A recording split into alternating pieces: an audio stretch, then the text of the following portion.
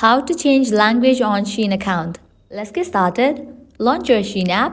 Make sure you have already logged into your account. You'll land to the shop page. Now at the bottom, you're gonna find different options. Click on the option of me. Now at the top right corner, you will find settings icon. Click on it. With that, you will land to the settings page.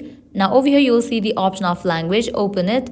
From here, you are able to change your language. You can check in for the option of follow the phone system. Only one language option is available for my account.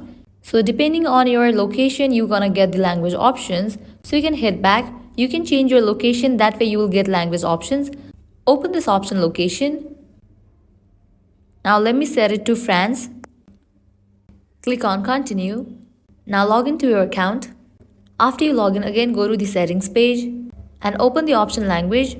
Now you can see that another language option is also available for my SHEIN account. So this is how you can change language on SHEIN account. At the end, if you guys find this video helpful, don't forget to like, share and subscribe. Thank you.